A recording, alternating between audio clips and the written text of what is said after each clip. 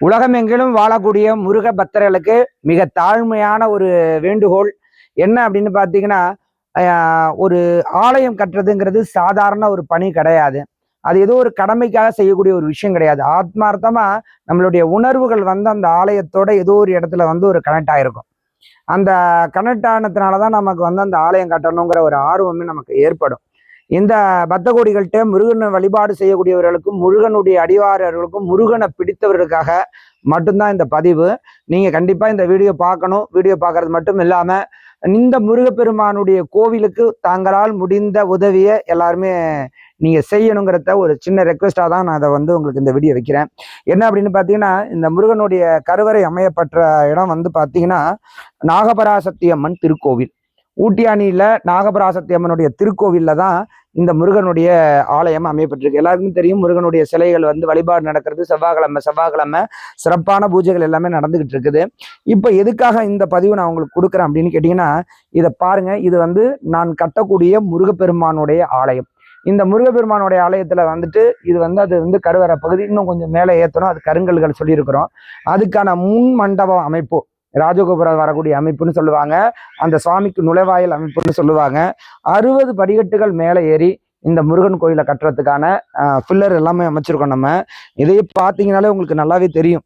ராட்சச பில்லர், அதாவது 2 அடி அகலம் 2 அடி, ஆமா நீளம் 2 அடி அகலம் 2 அடி, அந்த அளவுக்கு பிரம்மாண்டமான ஒரு பில்லர் இந்த இடத்துல இருக்கு. இந்த இடத்துல தான் வந்து நம்ம வந்து இந்த கோயிலுக்கான கோபுரங்கள் எல்லாமே அமைக்கிறதுக்கான ஏற்பாடுகள் எல்லாம் நம்ம வந்து ஏற்பாடுகள் செஞ்சுக்கிட்டு இருக்கிறோம். ஏன்னா இட வசதிங்கிறது வந்து இந்த கோயிலில் வந்து ரொம்ப நெருக்கடியான வசதி. எல்லாமே நம்மளுடைய ஓன் பவர், அதாவது கையால் கொண்டு வந்து கையிலேருந்து கலவை போகிறதா இருக்கட்டும், இல்லை ஜல்லி எடுக்கிறதா இருக்கட்டும், இல்லை மண் எடுக்கிறதா இருக்கட்டும், எல்லாமே கையிலேருந்து தான் நம்ம கொண்டாந்து இந்த கோயிலை வந்து நம்ம வேலை பார்க்குற மாதிரி இருக்கும். இந்த முருகப்பெருமானுடைய அருள் வந்து எல்லாருக்குமே கிடைக்கணும், எல்லாரும் நல்லா இருக்கணும், எல்லாரும் சுபிச்சமாக இருக்கணும் அப்படிங்கிறதுக்காக இந்த முருகப்பெருமான இந்த இடத்துல நான் பிரதிஷ்டை பண்றேன். அப்புறம் வந்து இந்த முருகப்பெருமானுக்காக அந்த இடமெல்லாம் வந்து பாத்தீங்கன்னா, அது ஒரு 3 ஃபிளர், இது ஒரு 3 ஃபிளர், இது இல்லாம சுத்தி பில்லர்கள் போட வேண்டியது இருக்கு. ஒரு கனமான பெரிய கட்டட அமைப்பு இந்த இடத்துல உருவாகுது.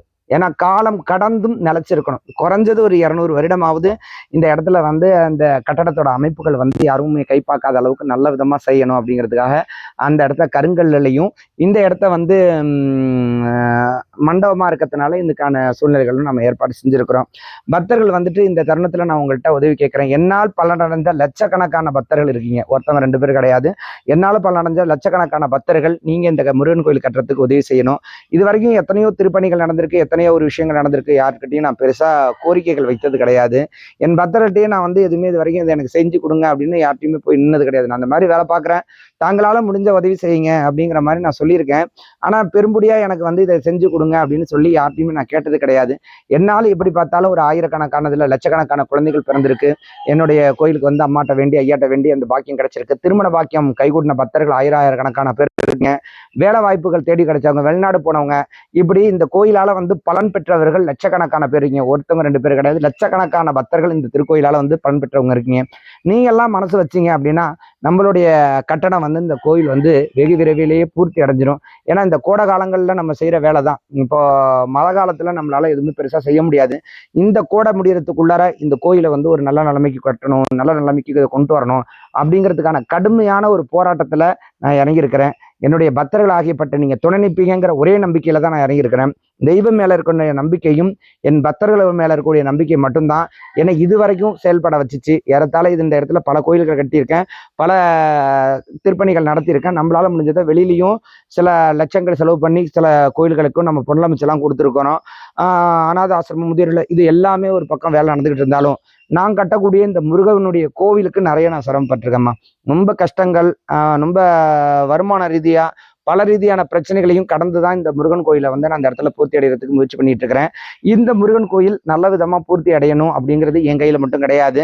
இங்கு வரக்கூடிய பக்தர்கள் என்னால் பலன் பெற்றவங்க, இந்த திருக்கோயிலுக்கு வந்து நல்லா இருக்கக்கூடியவர்கள், இந்த திருக்கோயிலில் முருகன் பக்தர்களுக்கு மெயினா இந்த கோரிக்கை வைக்கிறதே முருகனுடைய பக்தர்களுக்கு. ஏன்னா கோடான கோடி கணக்கான பக்தர்கள் முருகனுக்கு வந்து பிரியமானவங்க இருக்கீங்க, முருக பக்தர்களா இருக்கீங்க.